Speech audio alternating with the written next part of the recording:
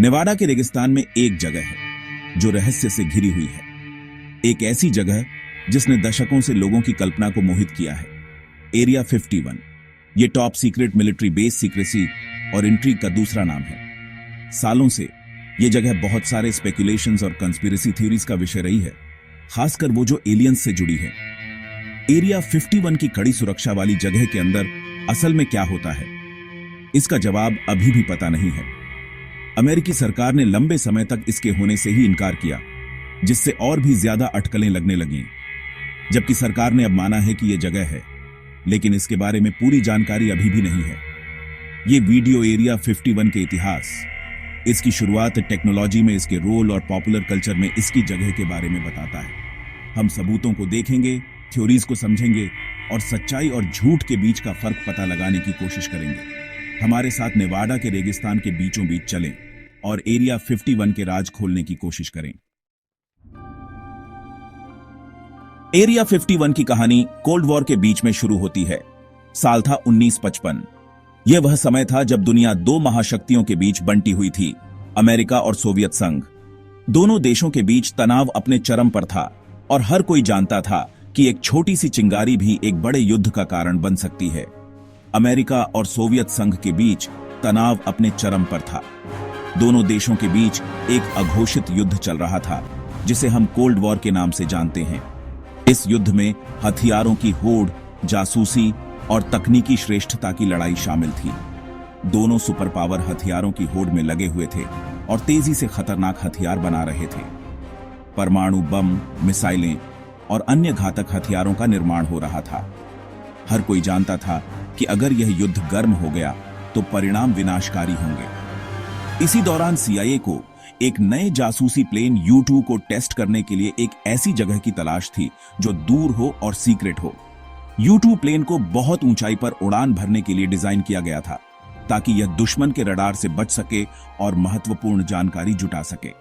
उन्हें नेवाडा के रेगिस्तान में एक ऐसी जगह मिली जिसका इस्तेमाल पहले हवाई फायरिंग प्रैक्टिस के लिए किया जाता था।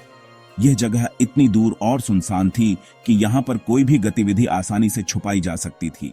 इस तरह एरिया 51, जिसे ग्रूम लेक भी कहा जाता है, अस्तित्व में आया। यह जगह इतनी गुप्त थी कि इसके बारे में बहुत कम लोग ही जानते थे। यहां पर काम करने वाले लोगों को भी इसकी जानकारी नहीं होती थी कि वे किस प्रोजेक्ट पर काम कर रहे हैं।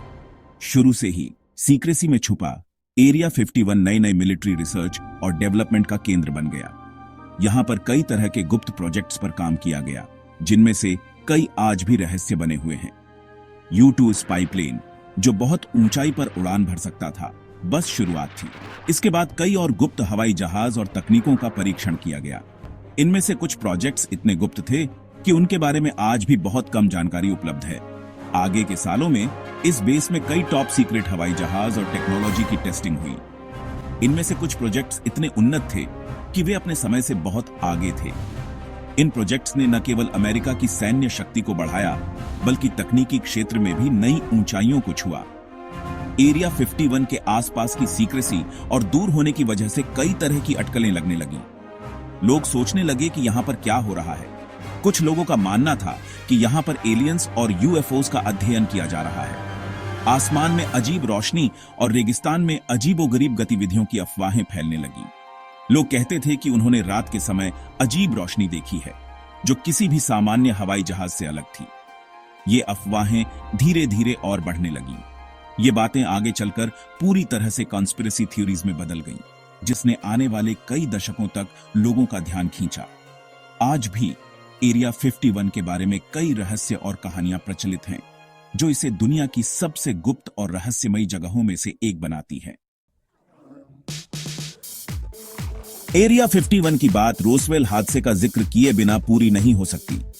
यह घटना न केवल UFO के प्रति लोगों की जिज्ञासा को बढ़ाती है, बल्कि सरकारी सीक्रेसी और संभावित एलियन जीवन के बारे में भी कई सवाल खड़े करती है। 1947 की गर्मियों में रोसवेल के पास न्यू मैक्सिको के रेगिस्तान में एक अनजानी चीज क्रैश हो गई। इस घटना ने तुरंत ही स्थानीय और राष्ट्रीय मीडिया का ध्यान आकर्षित किया। लोग इस रहस्यमयी वस्तु के बारे में जानने के लिए उत्सुक थे। सेना ने पहले कहा कि ये एक वेदर बैलून था, लेकिन इससे बढ़ती अटकलों पर लगाम नहीं लगी। लोगों को यकीन नहीं हुआ कि यह सिर्फ एक वेदर बैलून था। कई लोगों ने दावा किया कि उन्होंने कुछ और देखा था, कुछ ऐसा जो वेदर बैलून से बहुत अलग था। यह घटना जल्दी ही लोगों की नजरों से ओझल हो गई, लेकिन 1970 के दशक के अंत में फिर से सामने आई। इस समय तक यूएफओ और एलियन के बारे में लोगों की रुचि और भी बढ़ चुकी थी। कई किताबें और डॉक्यूमेंट्रीज इस घटना पर आधारित थीं। लोगों ने जो देखा और सरकार पर सबूत छुपाने के आरोपों के कारण रोसवेल हादसा एलियंस के आने की बात का प्रतीक बन गया। कई गवाहों ने दावा किया कि उन्होंने यूएफओ देखा था और सरकार ने इसे छुपाने की कोशिश की। इसने कंस्पिरेसी थियोरिस्ट को और भी बल दिया। क्रैश साइट एरिया 51 से सैकड़ों मील दूर थी, लेकिन कॉन्स्पिरेसी थियरिस्ट्स का मानना है कि मलबा और शायद एलियन बॉडीज भी जांच के लिए नेवाडा बेस पर ले जाई गई थी। एरिया 51 का नाम इस घटना से और भी जुड़ गया। सरकार का सीक्रेसी पर जोर देने से इन थ्योरीज को और बल मिला। कई लोग मानते हैं कि सरकार ने जानबूझकर सच्चाई को छुपाया। इसने लोगों के बीच और भी संदेह पैदा किया और कंस्पिरेसी थ्योरीज को और भी हवा दी। रोसवेल हादसा यूएफओ के इतिहास की सबसे ज्यादा बहस वाली और विवादास्पद घटनाओं में से एक है। इस घटना ने न केवल यूएफओ के प्रति लोगों की रुचि को बढ़ाया, बल्कि कई किताबें, फिल्में और टीवी शो भी इस पर आधारित बने। इसमें एलियन स्पेसक्राफ्ट था या नहीं, एरिया 51 से इसका कनेक्शन लोगों को बहुत आकर्षित करता है। कई लोग मानते हैं कि एरिया 51 में एलियन टेक्नोलॉजी और बॉडीज को छुपाया गया है। इस घटना ने एरिया 51 को लोगों के बीच सरकारी सीक्रेसी और एलियन लाइफ की बातों का केंद्र बना दिया। आज भी रोसवेल हादसा और एरिया 51 के बारे में चर्चा होती रहती है और यह घटना हमेशा के लिए एक रहस्य बनी रहेगी। एरिया 51 के बारे में कई कंस्पिरेसी थ्योरीज हैं, लेकिन इसमें कोई शक नहीं कि इस बेस ने मिलिट्री टेक्नोलॉजी को आगे बढ़ाने में बहुत बड़ा रोल निभाया है। यह जगह हमेशा से रहस्यों और अटकलों का केंद्र रही है और इसके चारों ओर की कहानियां लोगों की कल्पना को उड़ान देती हैं। यहां पर जो भी होता है वह हमेशा गोपनीयता के पर्दे में लिपटा रहता है, जिससे यह जगह और भी रहस्यमय बन जाती है। 1950 के दशक में बनाया गया U-2 spy plane cold war के दौरान सोवियत ठिकानों की ऊंचाई से तस्वीरें लेकर बहुत जरूरी जानकारी देता था। यह विमान इतनी ऊंचाई पर उड़ान भरता था कि दुश्मन के रडार इसे पकड़ नहीं पाते थे। U-2 की सफलता ने अमेरिका को एक महत्वपूर्ण सामरिक बढ़त दिलाई और इसे एक आइकॉनिक स्पाई प्लेन बना दिया। जैसे जैसे टेक्नोलॉजी आगे बढ़ी, वैसे वैसे एरिया 51 में होने वाले प्रोजेक्ट्स भी आगे बढ़े। यहां पर नए नए प्रयोग और परीक्षण होते रहे, जिससे मिलिट्री टेक्नोलॉजी में लगातार सुधार होता रहा। हर नए प्रोजेक्ट के साथ एरिया 51 ने अपनी भूमिका को और भी महत्वपूर्ण बना लिया।